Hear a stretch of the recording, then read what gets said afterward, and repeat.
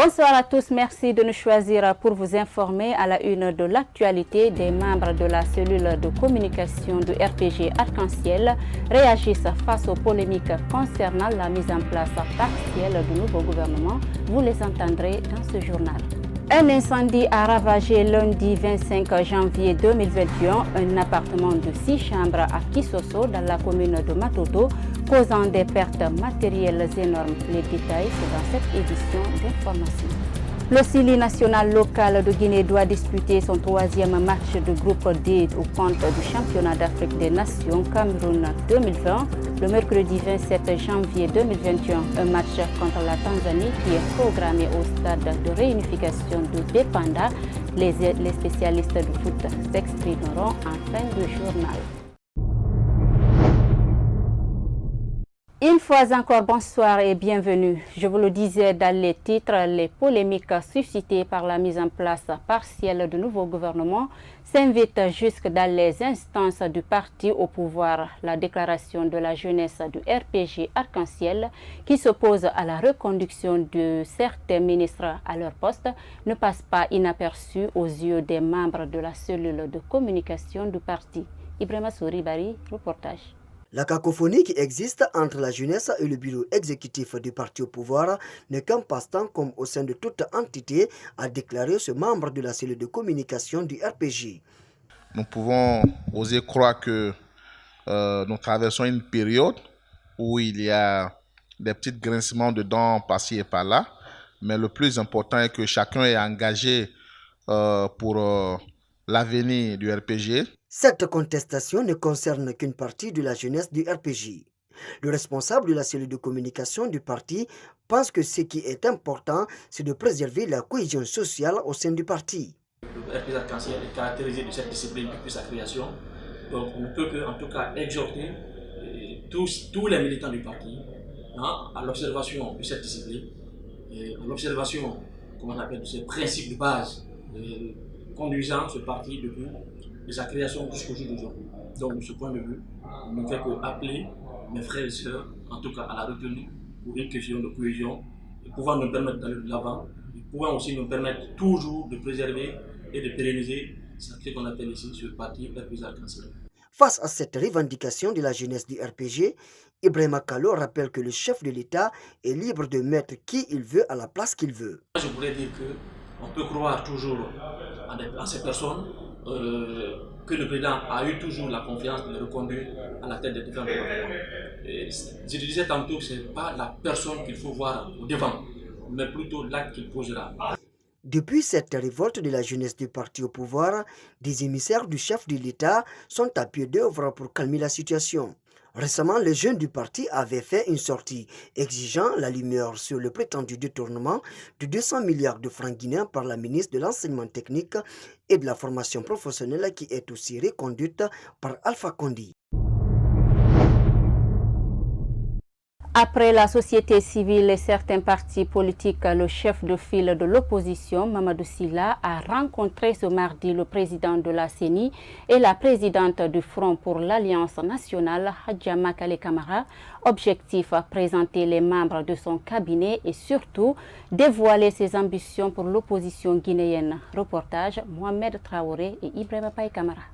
Le chef de file de l'opposition parlementaire, Mamadou Sylla, poursuit sa tournée de prise de contact avec les institutions républicaines. Ce lundi 25 janvier 2021, le leader de l'Union démocratique de Guinée a été reçu en audience par le président de la CENI et la présidente du Front pour l'Alliance nationale, Hadja Makale Camara.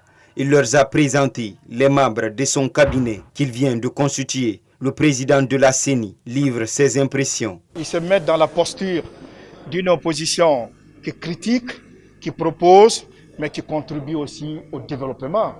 Et pour un peu paraphraser ce qu'ils ont dit, alors ils veulent aussi s'opposer autrement.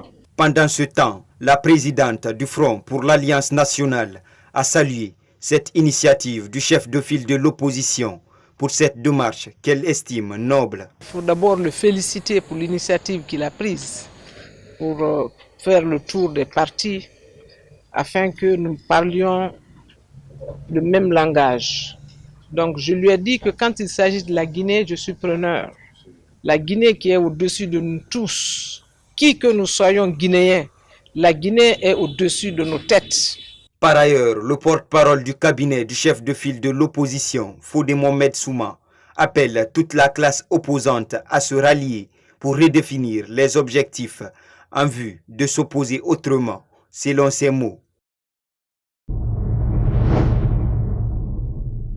Depuis ce lundi, le syndicat national de l'éducation a décidé de boycotter les cours dans les établissements scolaires publics pour exiger la satisfaction de leurs revendications. Au lycée Léopold Sédar Senghor de Yimbaya, par exemple, le proviseur affirme que tout se passe bien sur 29 enseignants programmés.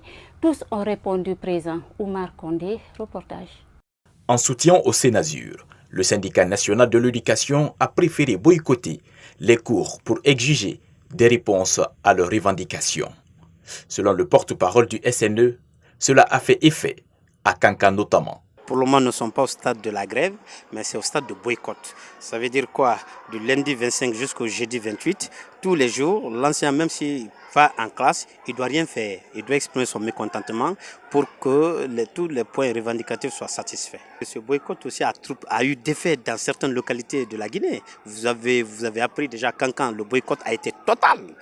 Au lycée Léopold Sédar Senghor, tout se passe bien, affirme le proviseur. Boycott ou grève, il qualifie cette attitude de lâche. Boycotter et aller en grève, je pense que les deux se recoupent. Et chez moi, jusqu'à maintenant, jusqu'à là où je vous parle, il n'y a pas de grève dans mon école. Chaque fois que les enseignants viennent, ils déposent d'abord au Sansora les cas de préparation, après le visa. 30 minutes après, les censeurs sillonnent chacune des classes. Qui fait quoi? Qui est où? Qui n'est pas venu? Qui est là réellement? Après, on me rend compte. Donc, c'est ça la gestion de l'établissement. Mais si on dit boycott, c'est venir, c'est de la lâcheté, c'est de la malhonnêteté. Gréver et boycotter, où est la différence? Boycotter le travail, c'est ça la grève. Par ailleurs, Amara Balato Keïta se dit conscient des réclamations des enseignants. Mais il pense que la priorité doit rester la formation des enfants, qui depuis 3 ans n'ont pas reçu un enseignement digne de nom. Comme à l'entame, un incendie s'est déclaré dans un appartement de 6 chambres à Kisoso, dans la commune de Matoto.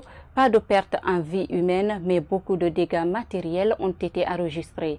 Pour le moment, l'origine du brasier reste inconnue. Bintou Souma et Moustapha Diané se sont rendus sur les lieux. Suivez leur compte-rendu.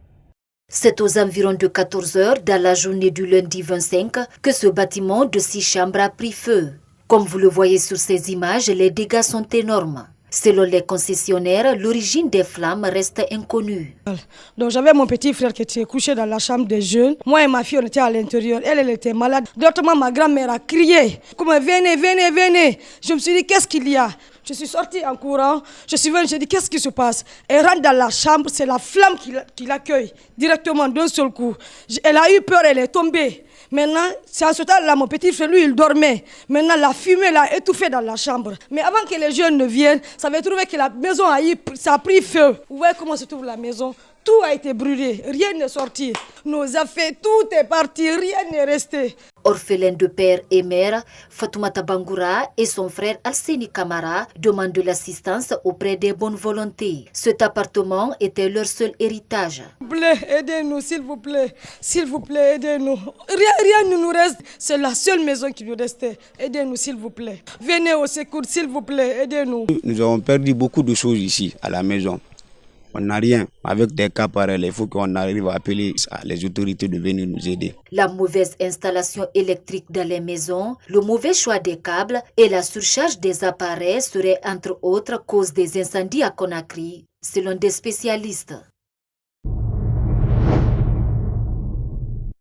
La diminution des cas positifs du Covid-19 en Guinée entraîne un relâchement total des mesures barrières. Cependant, une deuxième vague variante du Covid-19 se trouve actuellement dans plusieurs pays d'Europe et d'Afrique. Notre rédaction a rencontré ce matin un médecin pour parler de cette nouvelle mutation de Covid-19. Plus d'explications avec Yaye Oumoubari et Ibrahima Khalil Silla. Le nouveau variant du coronavirus continue de se propager dans le monde. Alors que plusieurs pays ont annoncé des cas confirmés du variant britannique, bon nombre de Guinéens ignorent ces nouveaux cas. Ce médecin revient sur cette mutation du Covid-19. Nous avons en Angleterre une nouvelle forme de coronavirus qu'on appelle la variante de coronavirus. En réalité, c'est une mutation du coronavirus.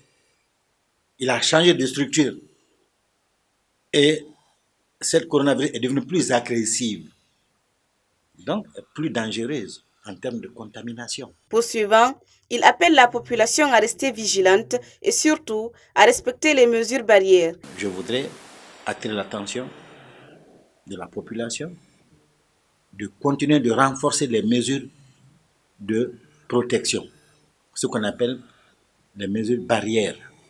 Ben Youssouf demande à l'ANSS de prendre toutes les mesures pour éviter que cette nouvelle variante arrive en Guinée. Tous ceux qui viennent de l'étranger en ce moment, surtout venus des pays comme l'Angleterre, la France et ailleurs où il y a la forme variante du coronavirus, doivent non seulement être testés, mais en dehors des tests, ils doivent être mis en quarantaine. À la date du 24 janvier 2021, le nombre de cas confirmés du Covid-19 en Guinée était de 14 379 cas, le nombre de cas guéris 13 798 et le nombre de décès à 82. Des chiffres confirmés par l'Agence nationale de sécurité sanitaire. Après 10 ans de régime civil en Guinée précédé de 2 décennies de gestion par les militaires, la cellule Balai Citoyen compte procéder à une collecte des données sur l'engagement citoyen. L'initiative va toucher les 5 communes de Conakry, y compris Dubreka, Mamou et Labé. Stayon Kamara. L'arrivée d'un régime civil en 2010 à la tête de la Guinée a suscité de l'espoir auprès des populations. Malheureusement, le constat révèle que la pauvreté bat son plein et les services publics offerts aux populations dans plusieurs secteurs sont de moindre qualité. Pour collecter les données de plaidoyer, la cellule Balai Citoyen compte mettre en place des acteurs issus des structures informelles des communes de Ratoma, Dubreka, Mamou et Labé. Donc le constat est parti, vous le savez tous, avec le contexte politique et social que le pays a connu. Le constat est parti du fait que nombreux sont les droits qui sont liés à l'espace civique qui sont violés en Guinée, notamment les droits qui sont liés aux manifestations, les droits qui sont liés aux réunions.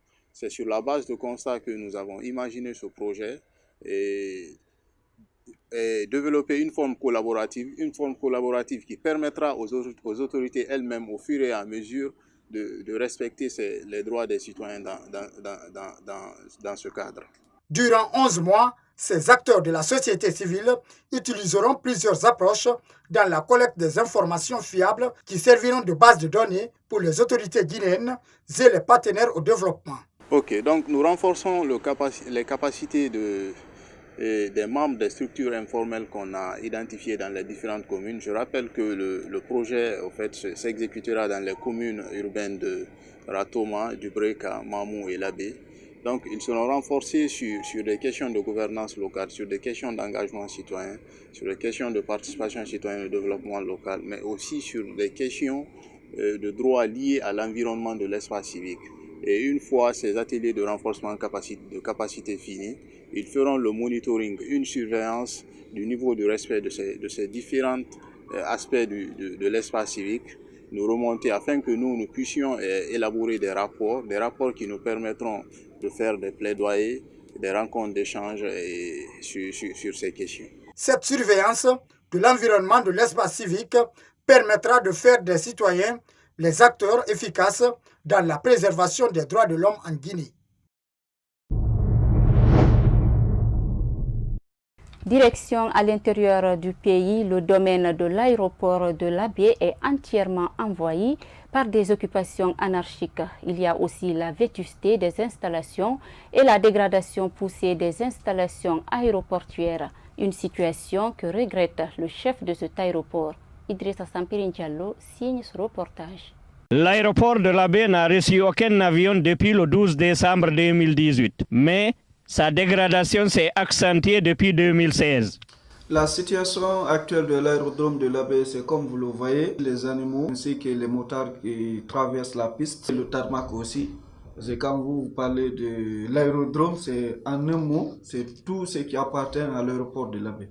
Et vous avez vu les bâtiments aussi. Vous-même, vous le savez, un avion ne peut pas attendre qu'on dégage tout cela. Cela empêcherait énormément les atterrissages sur l'aéroport, même si l'aéroport était praticable. La situation actuelle de l'aéroport de l'Abbé est imputable aux services techniques de l'État et aux autorités compétentes. Si les autorités veillaient comme ça se devait, il n'y aurait pas cela. Si on avait clôturé l'aéroport, on ne pouvait pas voir les bêtes ainsi que les engins roulants sur la piste qui dégradent énormément la piste. Pour notre interlocuteur, la réhabilitation de l'aéroport de l'Abbé revêt un intérêt économique et social évident pour le pays et la population locale. Pas pour la région, c'est pour le pays. Au lieu que, par exemple, les commerçants qui prennent des vols ne viennent à Conakry, on pouvait atterrir à l'Abbé parce que si elle était réhabilitée, elle est suffisamment prête pour accueillir certains types de vols. Les commerçants pouvaient atterrir à l'Abbé.